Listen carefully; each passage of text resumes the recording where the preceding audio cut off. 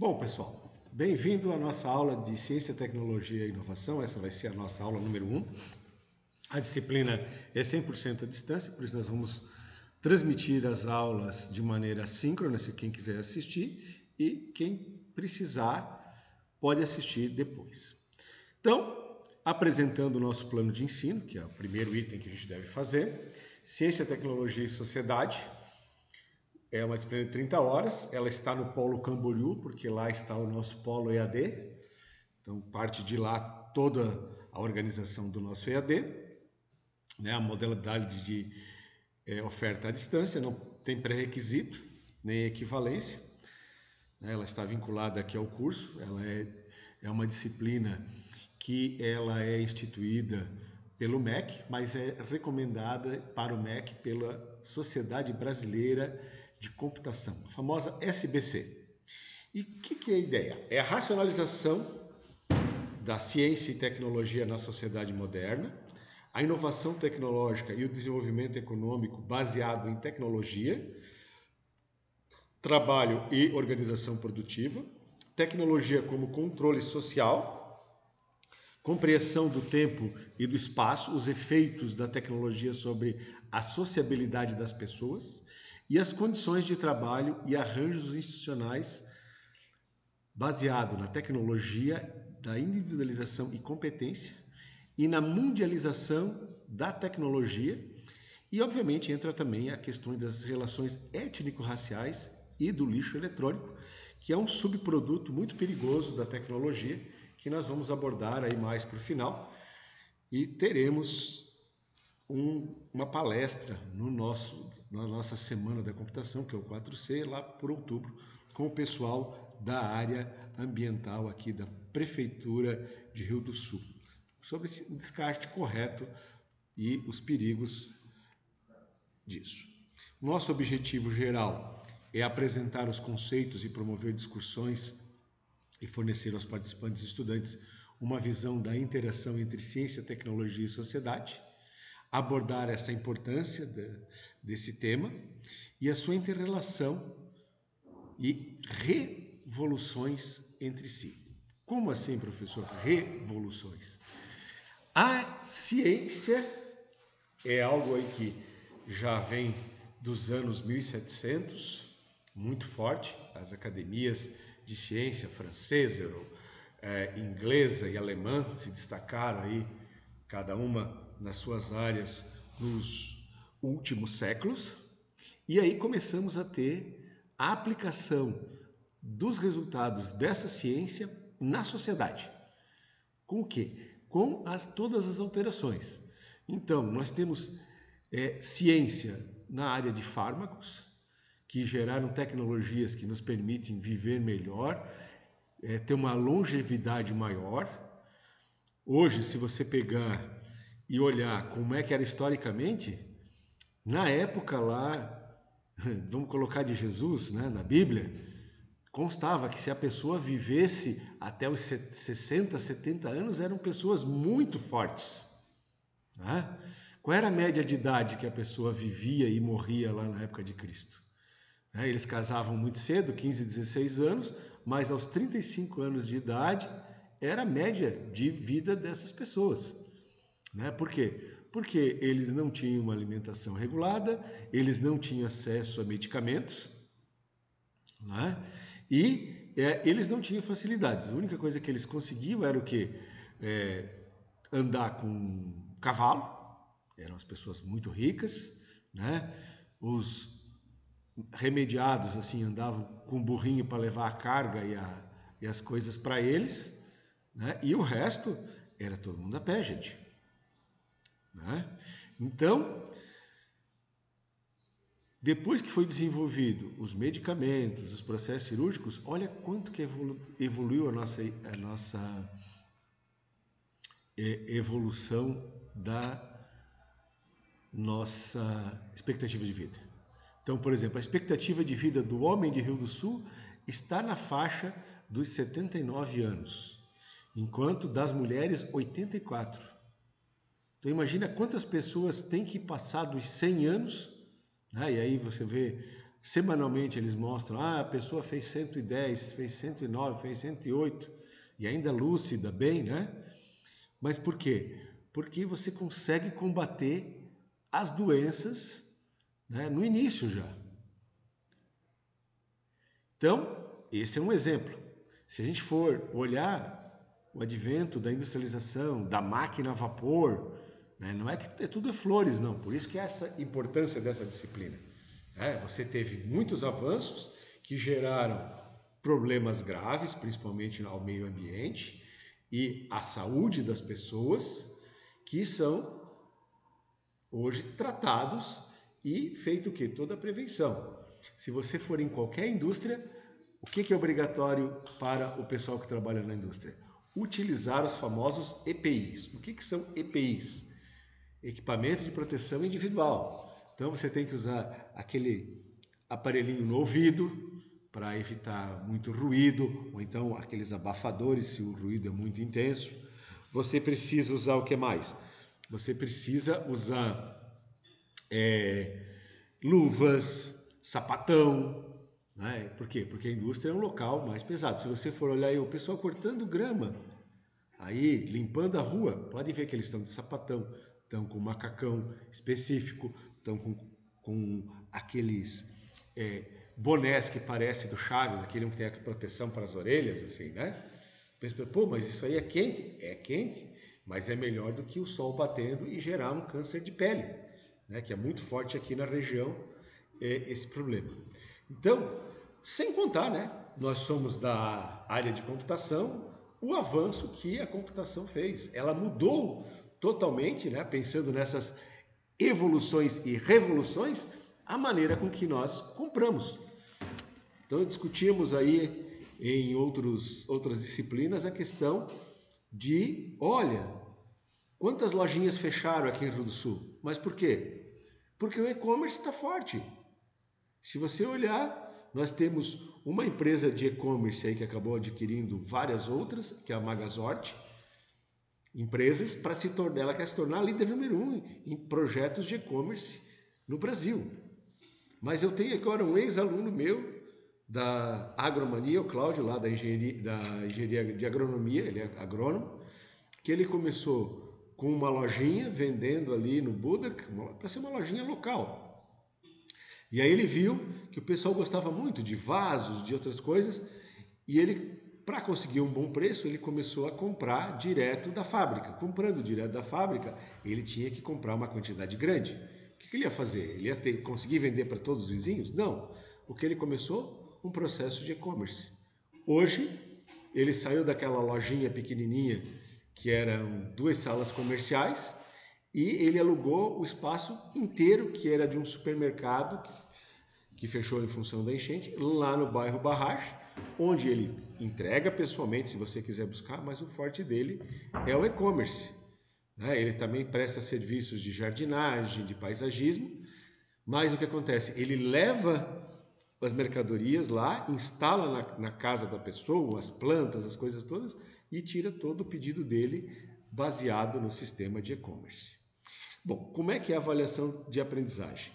Nós estamos organizando para que nós tenhamos um trabalho semestral que compreende a apresentação dele, né, e o impacto dessa tecnologia, certo? E uma atividade que é um seminário da evolução tecnológica, que eu já dividi lá as pessoas no Classroom. Em breve nós teremos o nosso ambiente www.ead.fc.edu.br. Vamos somar todos os alunos lá assim que eles criarem a nossa sala de aula lá no Moodle. E nós teremos uma prova, porque é uma regra do EAD. A prova tem que ter uma prova presencial. Então o objetivo, nós vamos marcar com um mês de antecedência, será num dos horários da aula, numa segunda-feira à tarde, onde vamos realizar a prova. Certo? Então teremos 3 notas. Aqui estão as principais bibliografias do Sanchez, do Fourier é um cálculo, desculpa. E do Morin, tá aqui, ó, os 3 E aqui nas complementares nós temos Chauí, o Sintra, Martinez, o Pereira, né? Disponíveis aqui. Certo, pessoal? Passado essa questão, e onde é que está o plano de ensino, você pode vir aqui no Siga A, em Relatórios, você clicar em Plano de Ensino dentro da disciplina, ele deve gerar um PDF para vocês. Então, não compensa eu pegar e enviar separadamente isso, se ela está disponível para que vocês possam verificar esse plano de ensino. Ó, ele está sendo gerado no Siga A, né? Bonitinho aqui esse plano de ensino. Bom, vamos aos conteúdos previstos. Alguém tem alguma dúvida? Gostaria de fazer alguma pergunta? Só vamos confirmar que está gravando direitinho. Continua gravando, maravilha. Podem interagir, pessoal. Se tiver qualquer dúvida, abra o microfone e fala. Então vamos ver o que é ciência, tecnologia e inovação. Então vamos iniciar a apresentação do slide. Está aqui, o que é ciência, tecnologia e inovação. Agradecimento e créditos à professora Lúcia Martins Pacheco. A ementa eu já passei para vocês. E o que ela é? Ela é a junção da tríade, né? Eu desenvolvo a ciência pensando na sociedade, ou pego da sociedade as demandas e utilizo a ciência para desenvolver o quê? Tecnologias. E por que uma influencia a outra? Vamos pensar o seguinte: qual era o problema da sociedade na década de 40? O problema da sociedade no final da década de 40, de um modo geral, era a Segunda Guerra Mundial, certo? E aí o que precisava? Usar a ciência para resolver problemas, para vencer essa guerra e terminar ela. Tanto os alemães da Alemanha nazista usaram a ciência de um modo geral, aquela história, eu quero fazer o super soldado, né? Que é o que deu origem na Marvel ao Capitão América. Vamos olhar isso aí.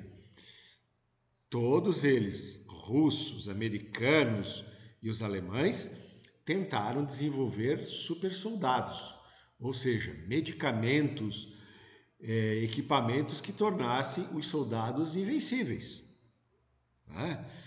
Claro que, em alguns casos, não se olhou para a ética. Se tu olhar, os maiores tratados na área de medicina foram desenvolvidos na Alemanha nazista. Ao custo de quê? Ao custo de muitas vidas. Eles não tinham a menor cerimônia em matar as pessoas. Tá? Então, claro que o pessoal não comenta muito isso, mas os principais desenvolvimentos na área de cirurgia, na área de medicamentos, foi feito na Alemanha. Só que eles não testavam em cobaia, eles usavam as pessoas como cobaia, algo terrível. Né? Hoje em dia, agora nem se utiliza mais animais. Antes se usavam macacos, ratos, se usavam outros tipos de animais que acabavam sofrendo muito para que eles pudessem desenvolver tecnologia. Hoje se utiliza outras técnicas, né? Isso na área de produzir isso. Aí existia um problema que era a informação. Vocês acham que foi só o Alan Turing que teve a brilhante ideia de desenvolver o computador? Não, vários outros cientistas tentaram. Só que o Turing conseguiu, né, um computador que era o resolvedor universal. Então o que ele fez?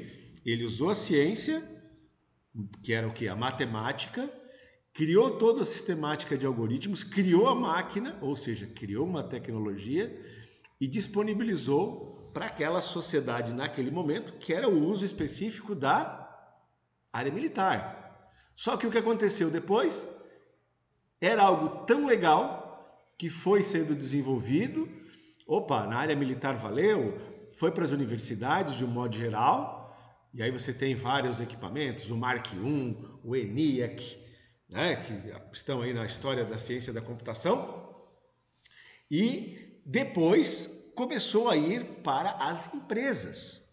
né? Porque é natural que aconteça o quê? Depois que a área militar já fez uso e tem uma tecnologia melhor, a empresa que desenvolveu, ela está livre para fazer o quê? Vender isso para a sociedade. Então, o que aconteceu? A IBM, que criou vários computadores, e a HP começaram a fazer o quê? A vender para as empresas. Por quê? Porque a empresa tem grana e precisava de informação também. Tá? Baseado nisso, o que aconteceu? Veja que estou falando lá de 40, 50, 60. Na década de 70, o Steven Wozniak, que por acaso hoje, que é 11 de agosto, é o dia do nascimento de Steven Wozniak. Ele nasceu em 1950, ou seja, depois da Segunda Guerra Mundial. Ele criou o quê? Pegou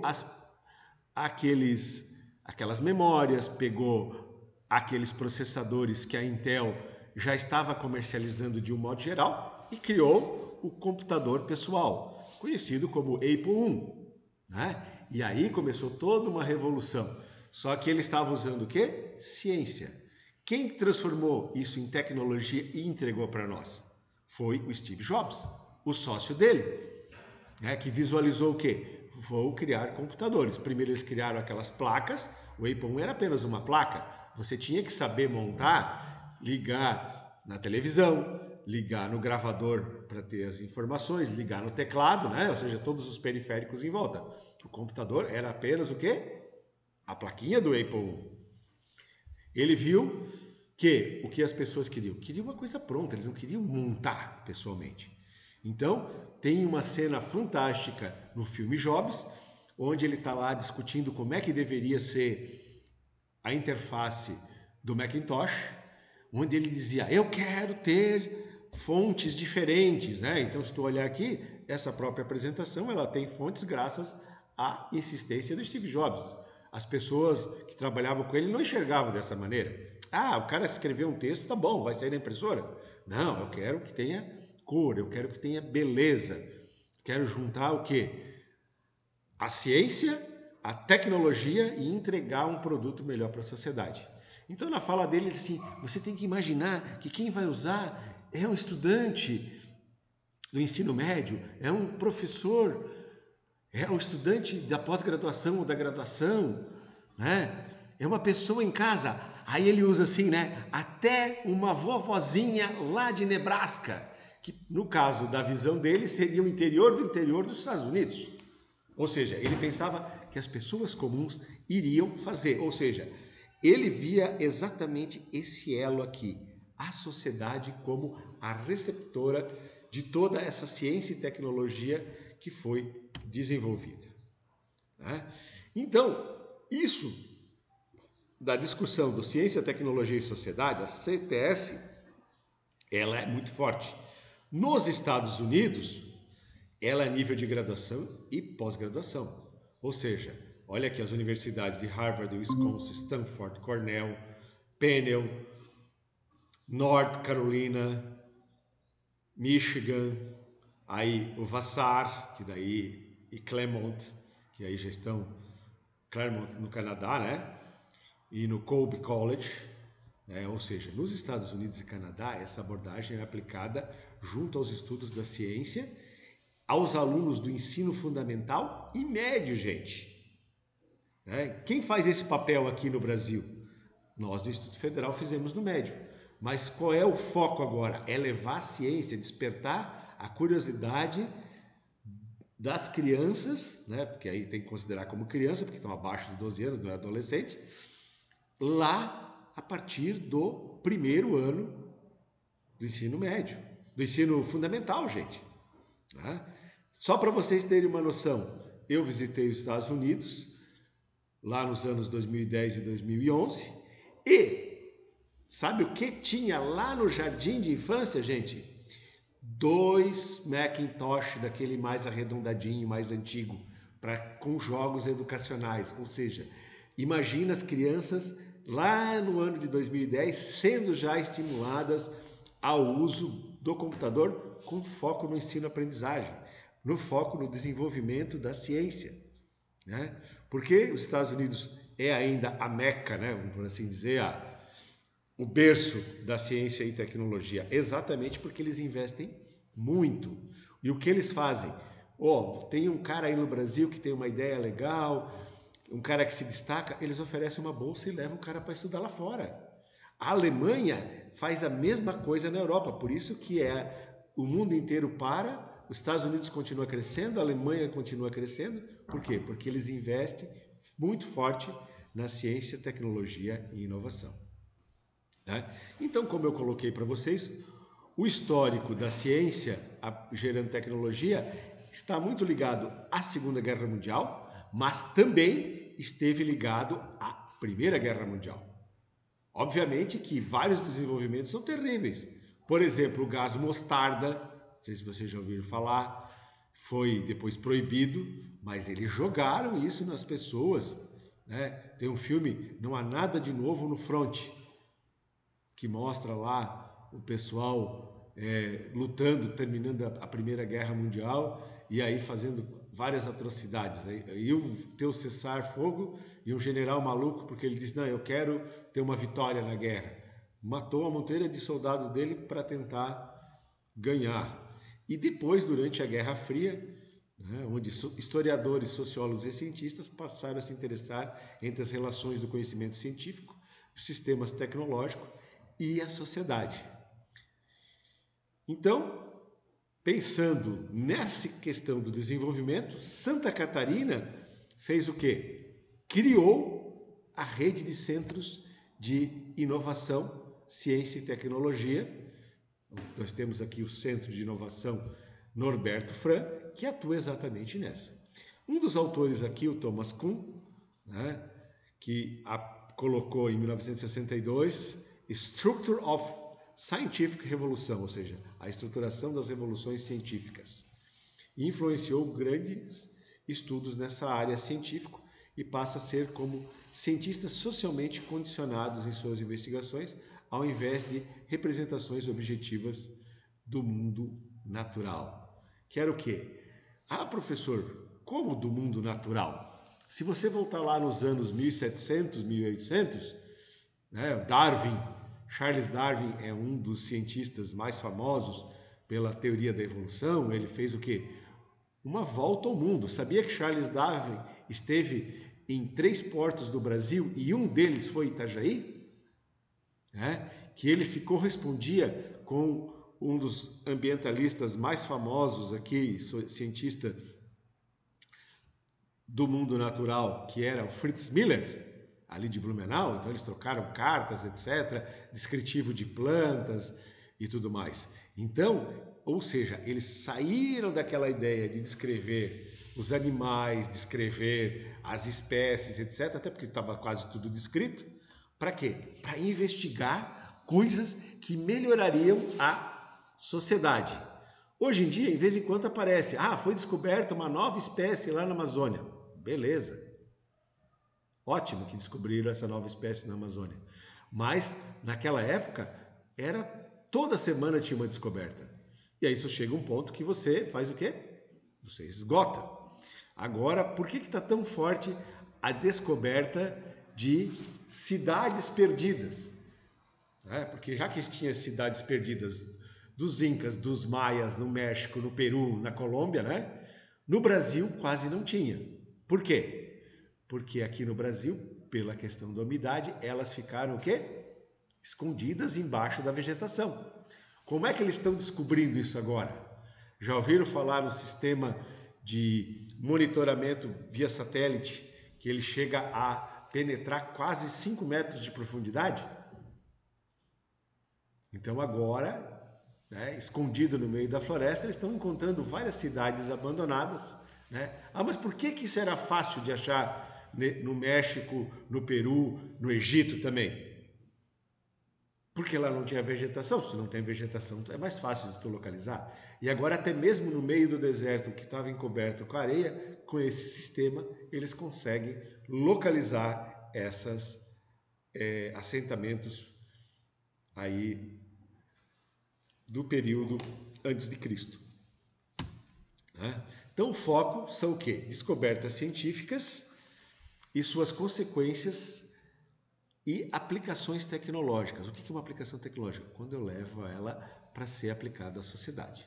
Como elas se conectam com outros desenvolvimentos sociais, nas leis da política, no modo de viver da sociedade, na cultura, na ética e no meio ambiente. Vamos pegar um caso que saiu agora aí, tem 2 anos.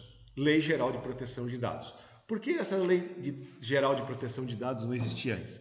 Porque era simples, você tinha os sistemas governamentais, você tinha os sistemas bancários e os teus dados ficavam presos lá, ninguém conseguia acessar. O que acontece hoje?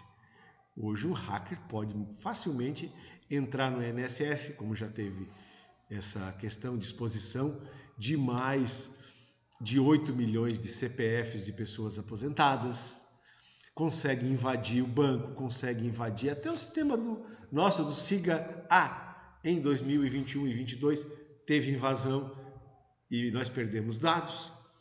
Né? Então o que aconteceu agora? Opa, agora nós temos que ter a lei de proteção de dados. Ah, vocês acham que lá no 1700 para 1800, quando apareceram as indústrias, tinha alguma legislação que protegia o trabalhador? Não tinha. Os caras trabalhavam de 12 a 16 horas por dia e não tinha feriado, e não tinha sábado, e não tinha domingo. Né?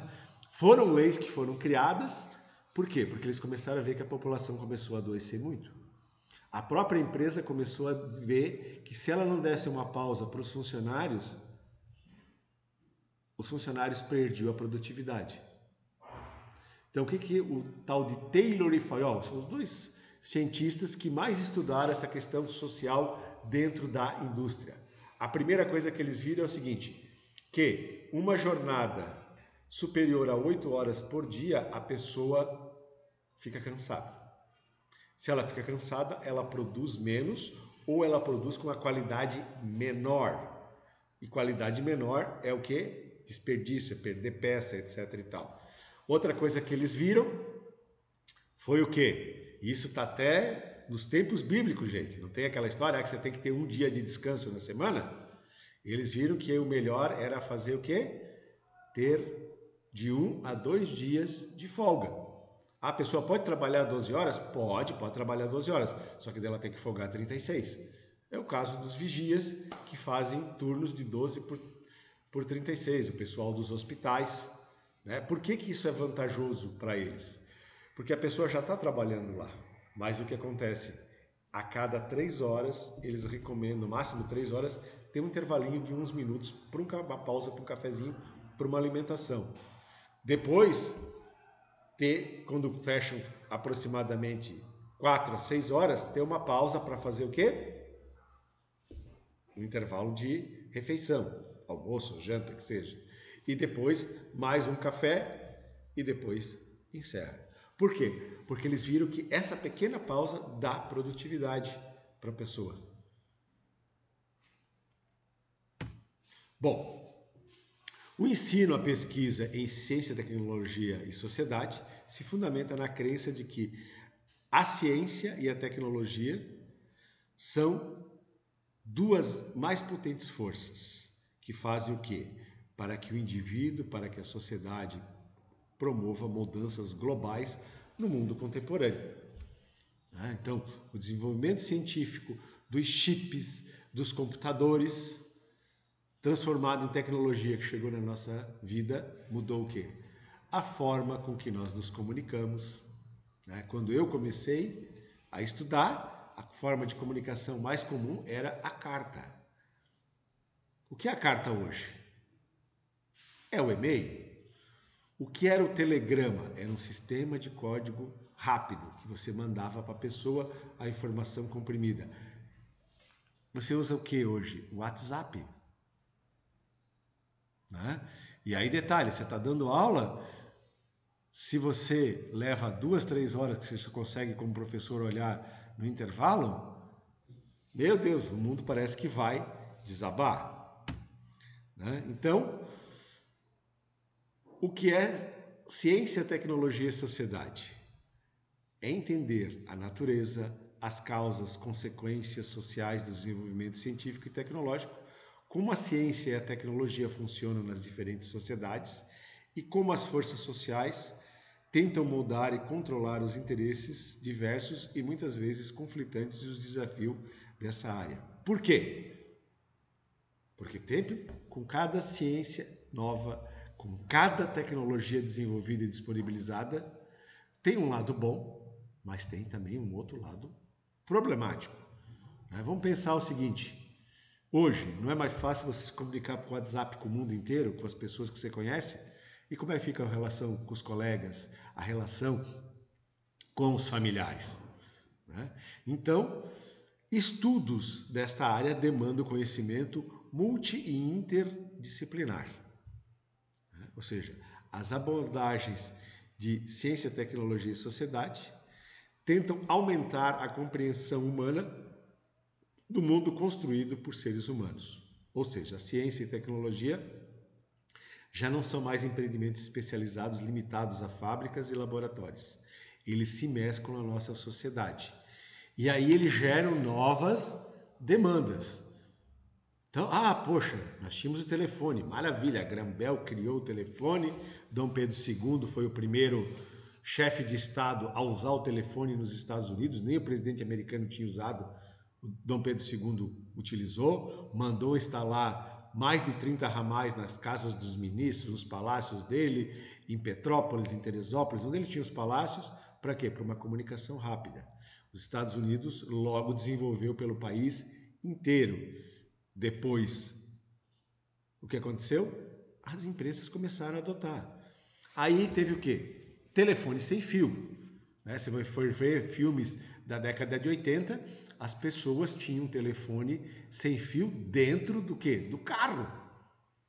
Mas por que no carro? Porque o carro tinha bateria e o carro tinha antena para transmitir. Aí eles compactaram e veio o Motorola, o famoso tijorola, um celularzão grande, caríssimo, custava mais de $5.000 um celular daquele, para que você pudesse, tecnologia, o quê? Só fazer ligação. Daí evoluiu, poxa, se dá para fazer ligação, vamos transmitir como no telegrama, pequenas mensagens de texto. As mensagens de texto eram, sabe quantos caracteres eu conseguia endereçar? 255 caracteres apenas em cada mensagem de texto. Por quê?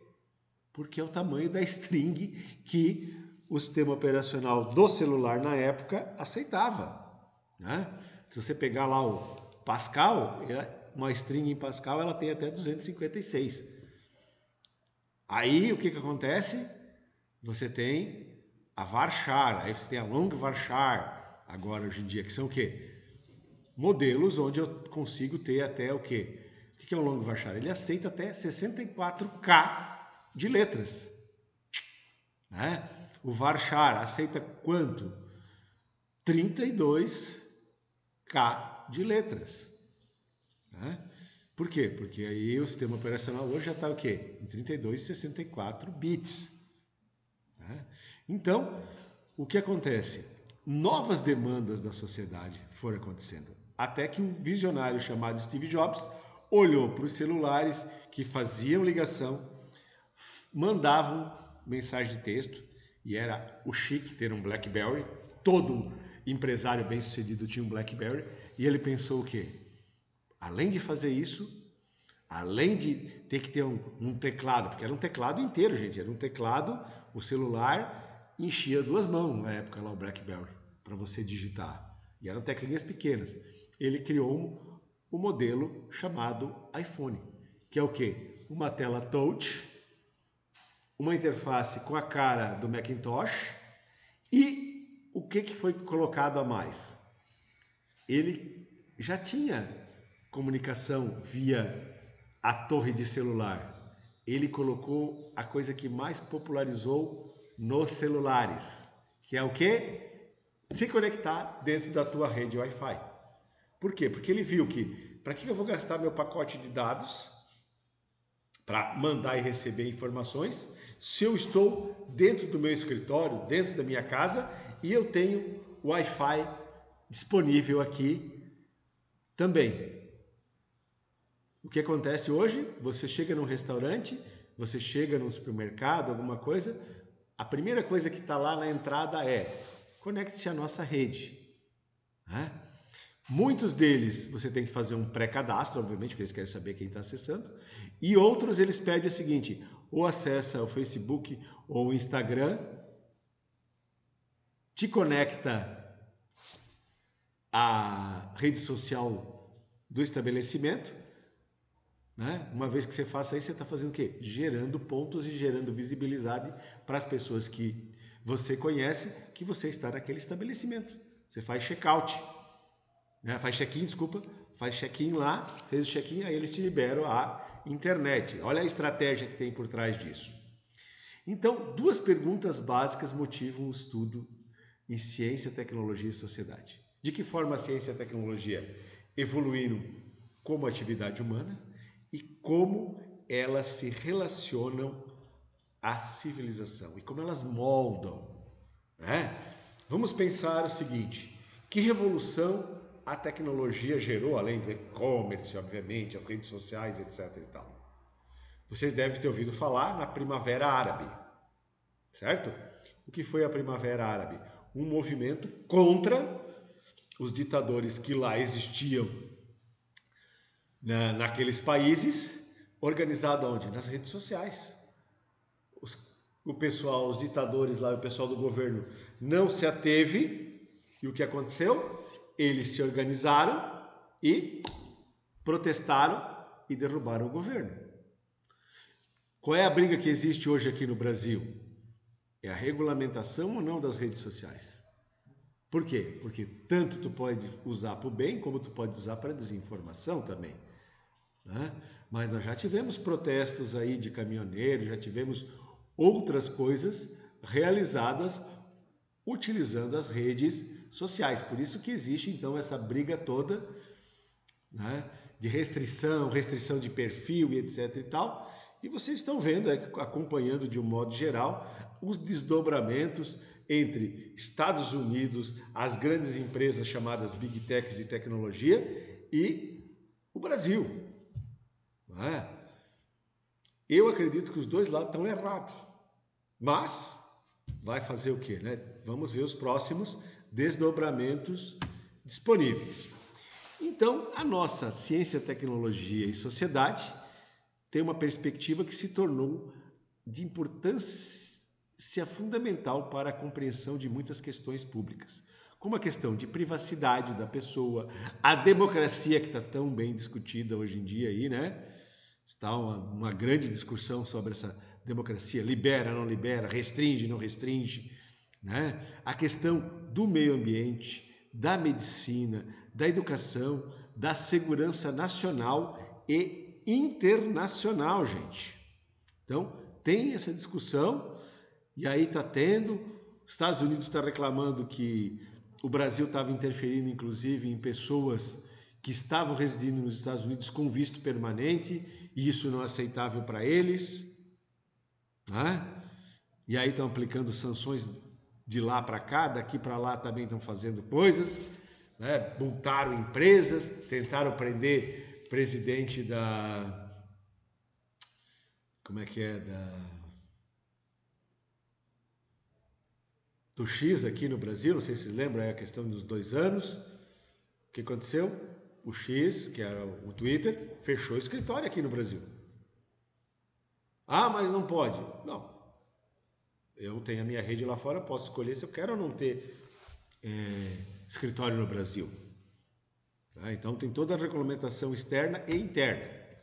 Então, os objetivos, a interdisciplinaridade na educação científica integra-se a aspectos econômicos, éticos, sociais e políticos.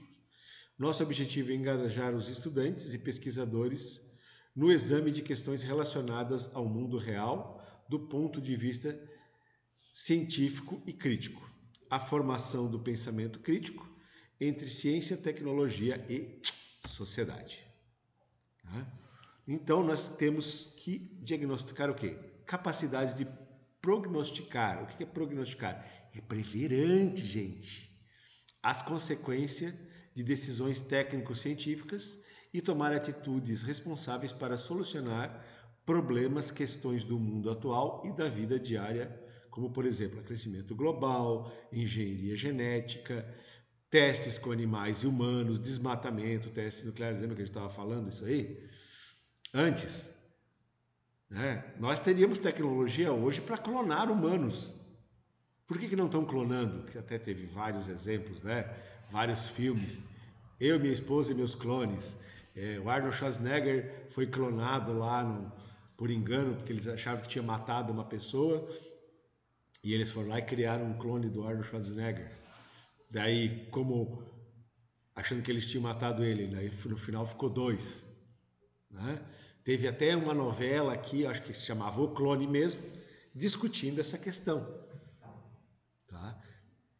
E aí, vai saber se algum cientista maluco chegou a clonar alguém e não contou para ninguém? Não tem como saber. Né? A coisa clonada mais famosa é a famosa ovelha Dolly. Se eles conseguiram uma ovelha, por que não conseguiriam um ser humano? Por quê? Porque existe toda uma regra ética para não fazer esse tipo de coisa. Né? Vão agora fazer o quê? Desextinguir alguns animais que eles conseguiram DNA. Então, eles já conseguiram desextinguir um tipo de um cachorro chamado tigre, alguma coisa lá, e agora eles querem fazer do mamute, né? Que é o quê? Injetar genes daquele mamute que foi descongelado lá na Sibéria, né? Então o DNA dele estava bem preservado, aonde? Em elefantes, que são os primos mais próximos, assim como em grandes felinos para conseguir reviver os tigres dente de sabre. Né? No caso da legislação ambiental, nós temos o protocolo de Kyoto, que é o incentivo à reciclagem. Então, é muito incentivado no mundo inteiro, inclusive aqui no Brasil, existe a coleta de lixo seletivo, etc. e tal. Para dar um exemplo, as Olimpíadas de Tóquio de 2020, que aconteceram em 2022 por conta da pandemia, eles reciclaram vários equipamentos, principalmente celulares, e conseguiram fazer o quê? As medalhas olímpicas, extraindo ouro, prata e bronze desses equipamentos e outros metais para fazer a base das medalhas, né? Depois é só revestimento, e não sei quantas toneladas de ferro, mais não sei quantos quilos de ouro, prata e bronze, eles conseguiram, a empresa que fez todo esse trabalho, ficou para ela como pagamento por esse coisa, ou seja, o governo do Japão não gastou grana para fazer as medalhas, a empresa que reciclou e fez as medalhas ganhou como pagamento as sobras dos materiais, né? Ou seja, e o meio ambiente ganhou muito. Então, vamos dar uma olhadinha, né? O cronograma de tecnologia de um fracasso, como diz aqui, para o nosso amigo Gonzalez e Garcia, de 96. Em 57, a União Soviética lançou Sputnik, primeiro satélite artificial ao redor da Terra. Causou uma convulsão social, política e educativa nos Estados Unidos e em outros países. O reator nuclear de Windscale, na Inglaterra, sofreu um grande acidente, criando uma nuvem radioativa que se desloca pela Europa Ocidental e explode nos Montes Urais o depósito nuclear de Kristiki, contaminando uma grande extensão ao redor da antiga União Soviética. Olha só em 57. Em 58 é criada a NASA como uma consequência do Sputnik. Mais tarde seria criado o ESRQ, Organização de Pesquisas Espaciais Europeias, precursora da ESA, que é a Agência Espacial Europeia, né? Siglas, obviamente, na língua deles, como resposta do velho continente. 59, a conferência Rede de CP Snow, onde se denuncia o abismo existente entre as culturas humanísticas e científico-técnica, ou seja, se fazia a ciência, interessa, eu quero o resultado da ciência, se ia ser bom para a sociedade ou não. Isso que ele não está falando aqui, lá do desenvolvimento da década de 30 e 40, que foi a energia nuclear. O que aconteceu? Em 48, pegaram a energia nuclear, empacotaram e, infelizmente, entregaram nas cidades de Hiroshima e Nagasaki. Primeiro em Hiroshima, Então os japoneses não acreditaram no que eles viram. Ah, isso aqui não pode ter matado tanta gente aqui. As pessoas saíram. E depois disseram, então Nagasaki agora vocês peguem e observem. E aí eles viram, não, realmente é uma arma de destruição que se eles jogarem sobre Tóquio, vai acabar com o país. Então, o imperador Hirohito se retirou da guerra e encerraram a Segunda Guerra Mundial entre Estados Unidos e Japão, uma vez que a Alemanha já estava derrotada desde 1945. Nos anos 60, o desenvolvimento do movimento contracultural, onde a luta política contra os sistemas vincula seus protestos com a tecnologia. Até mesmo a abertura do filme Piratas do Vale do Silício mostra essa questão do movimento social contra a guerra do Vietnã. Então começa a desenvolver-se um movimento pró-tecnologia alternativa, onde se reclamam tecnologias amigáveis ao ser humano e se promove a luta para isso. Então, por exemplo, aqui, ó, o que é ciência, tecnologia e sociedade se a gente não tem nem acesso? As comunidades que não têm acesso a sinal de internet. Então aqui, ó, olha só. Aqui não se tem sinal, nem oi, nem tim, nem claro, daí, nem escuro para contrapor a claro, nem vivo, nem morto. Operadoras, onde vocês estão? Aqui também é Brasil. Ah, professor, mas nós temos acesso à internet. Sim, nós temos. Mas se tu pegar a notícia do final de 2016, início de 2017, ali em Dona Ema era, chegou o sinal 3G. No Rio do Sul está chegando o 5G agora. Né? Agora tu imagina lá em Dona Ema, não chegou o 5G ainda. Vai demorar um tempinho para chegar. Vai chegar no interior, nas cidades do interior. Por quê? Porque eles viram que o pessoal quer ter acesso. Então, as diferenças entre a ciência, tecnologia e sociedade. Nos Estados, a europeia, ela é a institucionalização acadêmica na Europa, onde ela tem as origens, ênfase nos fatores sociais e seus antecedentes, atenção à ciência e, secundariamente, à tecnologia, o caráter teórico e descritivo, e ela tem um marco explicativo. Ciências sociais, sociologia, psicologia, antropologia, ela é mais forte na Europa. Na tradição americana, é uma institucionalização administrativa e acadêmica em suas origens, tá? A ênfase nas consequências sociais, a atenção à tecnologia e secundariamente à ciência, por quê? Porque eles já saem o quê? Tecnologia é o quê? Uma ciência aplicada. Um caráter prático e valorativo. Então, os Estados Unidos é o seguinte, você quer ser empreendedor? Ótimo, faça um MVL, que é o Minimum Value Product, um produto minimamente avaliado, ou viável, como é traduzido. Um marco avaliativo, ética, teoria da educação. Né? Então, na tradição europeia, não se trata de desmistificar a ciência e tecnologia, mas de desmistificá-las no sentido de modificar a imagem distorcida de ciência e tecnologia que vem causando mais inconvenientes do que vantagem. Não é realizar uma crítica radical à ciência, e sim fazer uma ciência da ciência, ou melhor, fazer um conhecimento científico e tecnológico, também um objetivo de estudo das ciências sociais. Na americana, ele fica no quê?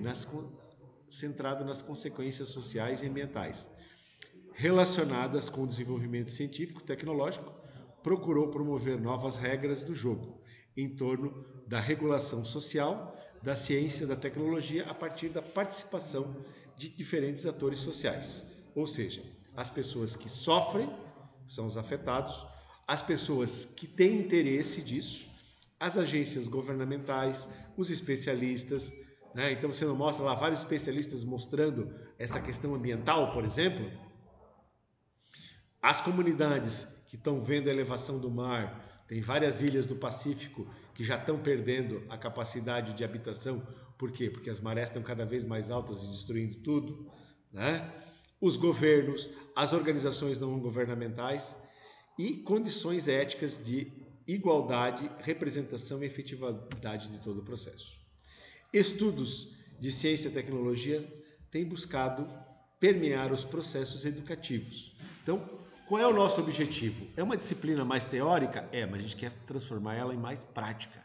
Ou seja, no ensino superior e no ensino médio, a crescente esfera da divulgação científica, a diversidade de estratégias, tanto as expectativas didáticas, os ensaios, né, que fazem o tema bem promissor para a promoção de sistemas educativos, aproximando a ciência e tecnologia da sociedade. Então, pessoal, foi disponibilizado, né, a cada semestre nós vamos disponibilizar esses temas, está aqui. Os principais temas são: quais são as tecnologias que eram usadas pelos caçadores e na agricultura pré-histórica, a agricultura feudal até a agricultura mecanizada que é utilizada hoje, a metalurgia lá dos povos antigos, o bronze, o chumbo, que foi muito utilizado pelos romanos, a indústria do ferro e do aço, a energia hidráulica, inclusive veio uma reportagem que tem uma serraria hidráulica que tem 75 anos ainda funcionando em Ibirama, né? A questão têxtil, como é que foi as vestimentas? O ser humano começou usando o quê? Pele de animais, né? Depois trajes baseados em fibras até termos tecidos e hoje o quê? Trajes espaciais e roupas inteligentes. E uma outra coisa que é a máquina a vapor, que é usada tanto na indústria como também as ferrovias e o desenvolvimento que ela gerou até hoje. Então vamos parar a nossa gravação e disponibilizar essa aula.